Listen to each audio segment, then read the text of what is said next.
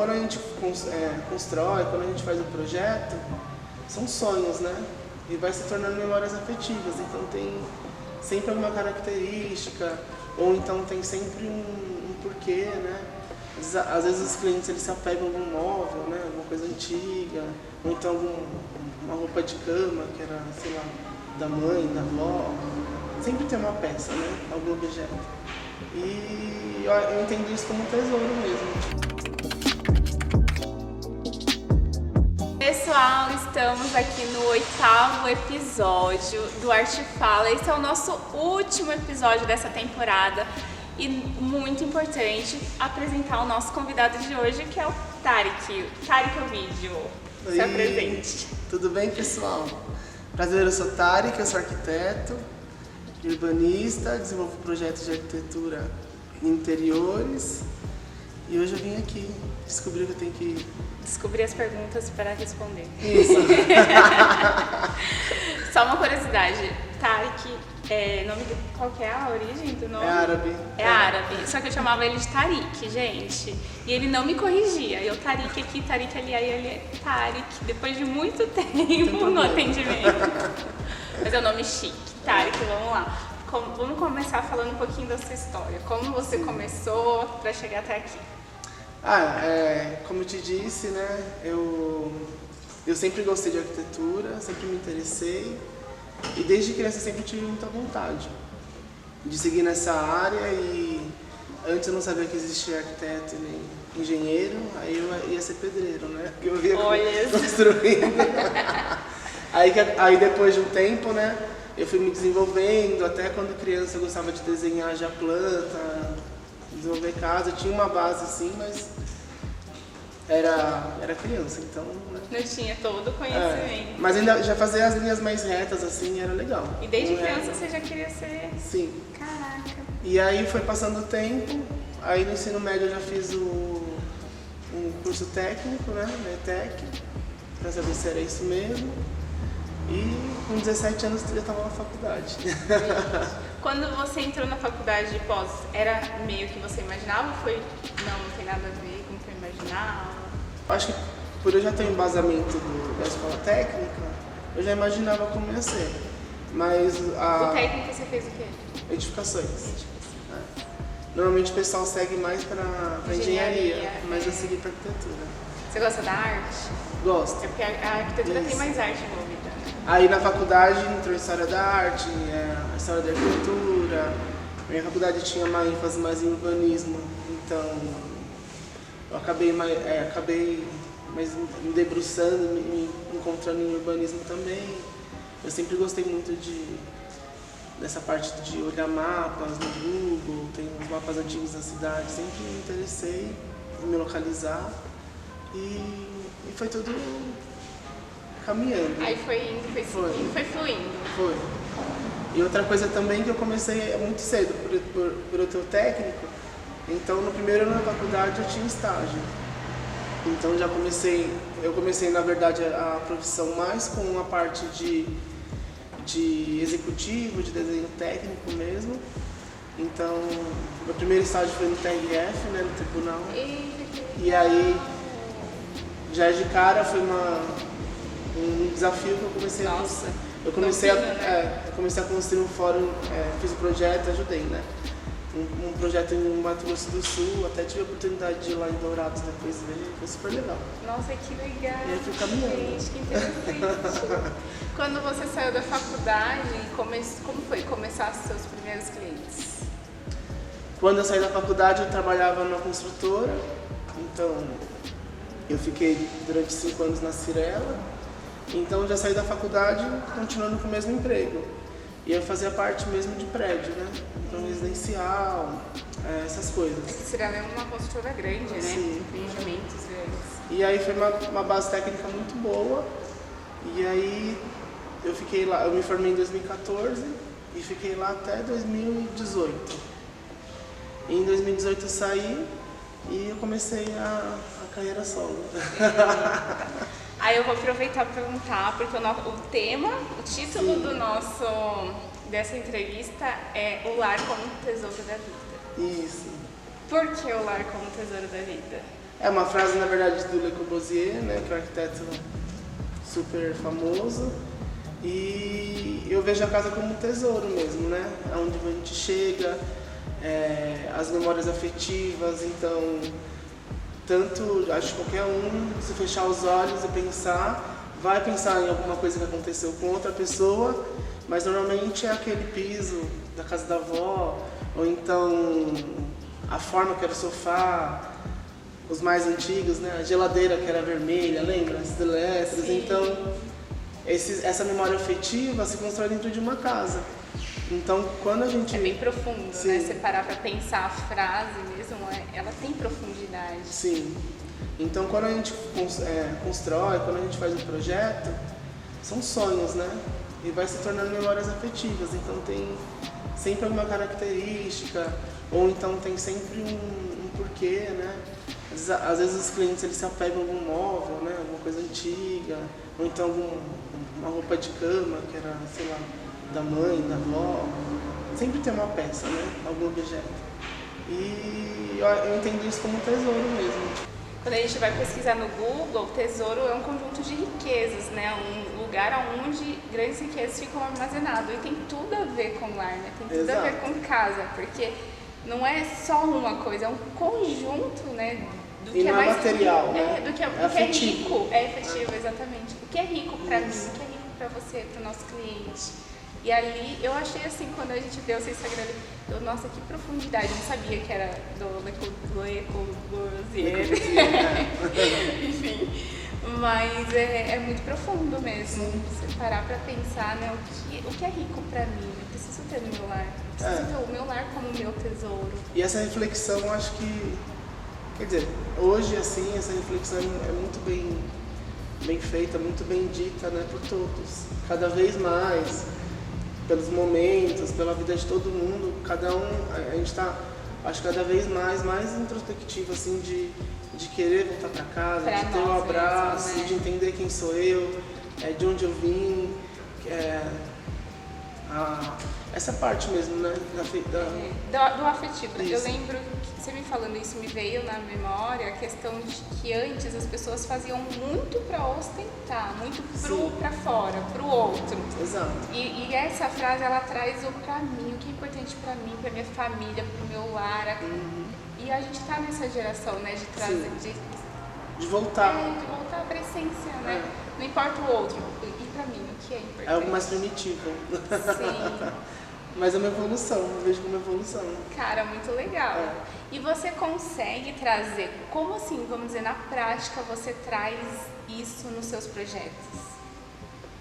Eu sempre respeito muito a identidade do cliente. Então, eu sempre busco primeiro, quando eu fecho um projeto, eu trago um briefing, são quase 5 páginas. E são perguntas diversas. Então, quente ou frio, madeira ou aço, né? Então, as pra cores são quentes, identificar. como que são? E não só isso, até tem um detalhe que é até legal de falar. Você tem alguma deficiência? Às vezes você acha que eu não tenho, mas já aconteceu um casal de clientes que eles, assim, olhando, então não tinha nenhuma deficiência. E aí no briefing ela colocou, eu sou deficiente auditiva, eu preciso de uma mesa de cabeceira ao lado da cama para carregar o aparelho. E eu nunca ia saber disso. Então vocês começam a se importar com as coisas. Bem específica. Isso. E eu respeito assim bastante. Igual tem uma cliente até nossa, né? Ela tem móveis de 150 anos dentro de casa. Tá. A gente está reformando a casa, vai reformar a casa dela. E eu abracei junto com esses móveis antigos, né? Pra conseguir. E É o trouxe. segundo que a gente fechou? Isso.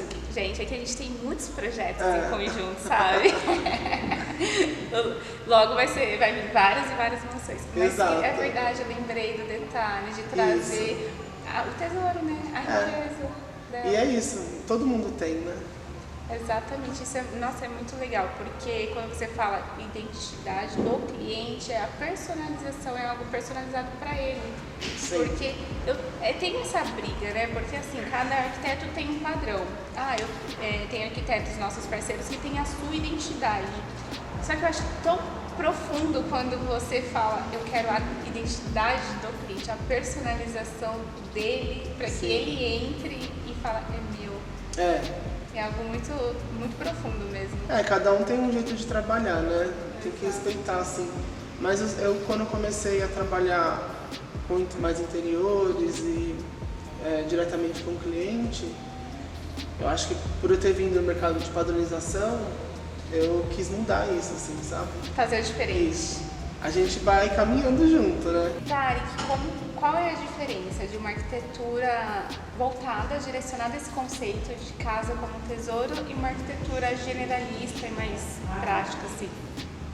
A diferença eu também não acho que a padronização seja tão ruim. Às vezes, em um país como o nosso, né, em desenvolvimento, se você não faz uma construção, por exemplo, de um prédio padrão, então não vai pra frente. Tem muita gente querendo morar. Mas aí quando eu entro em interiores com prédio padrão, né, é a parte sua, entendeu? Então acho que essa diferença existe, é saudável, entendeu? Mas quando a gente entra dentro de um apartamento em que é pensado e entra com as características e o jeito do cliente, muda totalmente. Às vezes você tem um apartamento porta com porta e são ambientes totalmente diferentes. Né? Às vezes se a gente conseguir mudar uma parede ou então alguma referência, o mobiliário já se torna outro ambiente. É o diferente, né? Sim. E essa é a diferença mesmo, né? Porque é bom trazer o equilíbrio, né, da padronização também, como você falou, um prédio, como você vai fazer? Não tem como. Não tem como, né? Então os apartamentos são padronizados. Sim. Mas como eu posso trazer a personalização, como eu posso trazer essa identidade do meu cliente dentro do que é padronizado, né? Fala um pouquinho sobre projetos, exemplos que você conseguiu desenvolver isso na prática, assim, pra galera conhecer. Sim. Tem alguns exemplos, né? Porque a gente tá aí, a gente sempre tá fazendo muito projeto, né? Então sempre tem alguns cases assim que são bem legais. Eu tenho, por exemplo, uma família que uma das filhas é hiper estudiosa, mas CDF e na dela, assim, então ela é bem fechadinha. E a outra filha, né? Ela já é mais agitada, mais alegre, tem mais movimento. Então, dentro dos dois quartos, eu trouxe situações diferentes, pensando nas duas. E são quartos que eram a metragem até que eram iguais, assim. E eu conseguiu trazer mudar, a identidade da personalidade. Isso, a gente vai observando. Então, a gente faz uma análise, né? Então, você se torna um analista comportamental, sim. né? Durante o layout, a gente vai vendo como o cliente age, o que ele pensa, ele solta coisas assim que a gente vai pegando, né? E na hora que o cliente vê, ele tem aquele sentimento de uau, era isso, tem Exato. casos assim? A grande maioria sim. É difícil não ter o wow, né? Então, nossa, nunca imaginei, de chegar mesmo, o olho brilhar e ver aquele projeto entregue, né? É muito legal, sim. E tem vários casos. Tem um caso de um cliente que a gente teve que colocar tudo dentro da casa dele, então... Tipo, muita coisa? Ele brifava, assim, a casa era grande, mas ele brifava todo qualquer tipo de objeto, tecnologia, equipamentos. E a gente foi encaixando e achou. E conseguiu. Conseguimos. Aí ele, ficou muito legal. Que legal. Eu assim, quando a gente faz a entrega de uma obra, né, que o cliente, ainda mais quando vem de arquitetos que fazem esse tipo de projeto extremamente personalizado, e a gente vai com a execução, né, da marcenaria, e aí você vê o brilho no olhar do cliente, fala assim, meu Deus, era isso, obrigada, sabe? Então a gente faz parte de sonhos mesmo, né, e a gente consegue trazer essa riqueza, que a gente falou, esse tesouro, dentro do projeto da pessoa. E eu acho fenomenal. Exato. Pra gente é mais gratificante, acho que pra própria pessoa. Você já observou, às vezes eu chego assim e falo, vai ter amortecimento, dá pra fazer o culto. Sim. Que são detalhes que vão ficando e eu sei que no dia a dia fazem toda a diferença. Na hora, né, lá. Às vezes é uma bíblia, né, pro cliente. E a gente não também. sabe, né? Não. Então se a gente não dá esse direcionamento. Exato, eu sempre tento direcionar para o melhor. É um acabamento, um porcelanato, muito de iluminação também, interfere demais no projeto, né? Nova entregue. Eu tive a sorte dos meus primeiros projetos, eu tive uma arquiteta de luminotécnica, né? Que hoje é uma amiga, e eu comecei a ver mais, sabe? Então o que iluminar, né?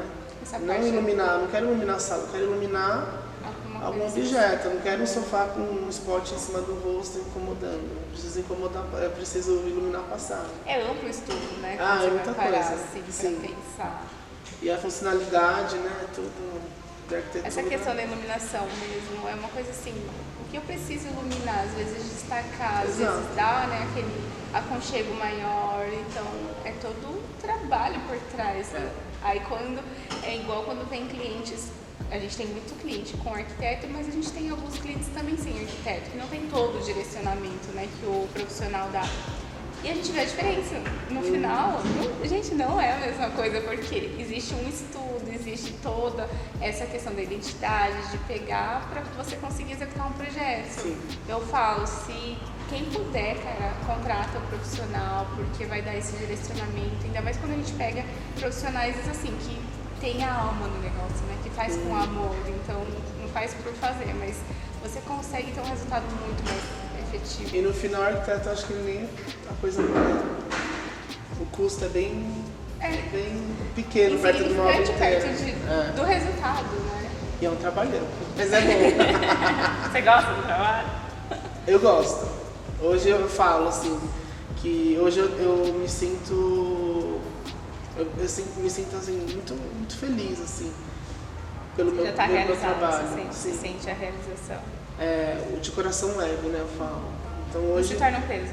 hoje eu achei um meu local assim, de trabalho, em que eu vou, trabalho, eu costumo acordar cedo, então acordo 6 horas, às vezes a gente fica o dia inteiro, né, até 8 horas ali, vendo obra, projeto, reunião, corre atrás de marcenaria, iluminação.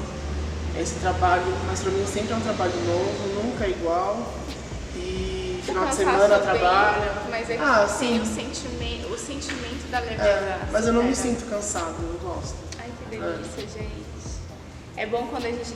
É porque trabalha com a alma, trabalha com amor, com o coração. Eu sou mais coração do que razão. É um defeito e uma qualidade junto, né? Pra mim é qualidade, pra algumas pessoas são defeitos, mas eu também sou mais coração, então pra mim é super qualidade. Só gratidão. A gente trabalha mais feliz, né? Tarek, pra gente ir finalizando, porque senão eu queria ficar aqui, né, muito tempo. Sim. Mas quais são suas referências afetivas? Por que você acha que hoje você trabalha com esse coração? Existe alguma referência? Eu tenho muitas referências afetivas de infância, então a casa da avó, tanto lado de pai quanto de mãe, sempre teve muito essa referência. Então lembro de natais, assim, na casa da minha avó, com a minha bisavó, e todos os tios reunidos, a comida mesmo delas, a parte da minha mãe, a minha avó, com os temperos que até hoje ninguém faz, ninguém consegue fazer. Tem muita coisa da culinária mesmo, assim, então são temperos que ela colocava na comida que a gente não consegue mais ter, né? Mas ficou o sabor. A memória ficou. Ficou. É o que você falou lá no começo, Isso. né? Da memória afetiva. Então o piso da casa vermelho, sabe? Aquele revestimento vermelhinho. Então tudo isso fica assim. E aí se torna aquilo. A gente carrega. Faz parte quando a gente quer voltar e lembrar quem a gente é. A gente volta sempre para essas referências, né? Que legal. Sim. E isso faz agora hoje você ser um profissional que proporciona isso para o cliente. Eu me identifico muito, acho que por isso que eu me identifiquei muito com você, porque você sabe quando o profissional faz, né, com amor mesmo, e eu trabalho assim com amor, eu faço envolvendo meu coração e minha alma. Sim. E pra gente finalizar, dar uma dica para quem tá começando, né? Como desenvolver isso, como entender que o lar é um tesouro, dar alguma dica de como a pessoa pode começar, né, de forma mais prática a desenvolver isso nos projetos, de repente. Como profissional, né, a gente já tem um dom de estar fazendo uma cirurgia ali na casa do cliente. Então, para acontecer isso, até uma dica, você, numa conversa com o cliente, com um briefing, com com contextos, você dá referências da sua vida e ele vai retornar, vai ter abertura com você e ele vai mostrando o caminho. Não é algo engessado. Não, é bem tranquilo e é leve, assim. Aí você fica atento, só pega as dicas, já abre o bloco ali das notas, já coloca no celular e vai seguir. E aí você consegue executar dentro do projeto. Tarek, adorei mesmo nosso bate-papo. Hoje a gente gravou aqui na Masco. Pessoal, muito obrigada por disponibilizar o espaço pra gente. A Masco é uma parceiraça nossa também. A gente tem móveis incríveis aqui. E esse foi o último episódio dessa temporada. Aguardem, porque vai ter segunda temporada. E a segunda temporada vai ter mais novidades.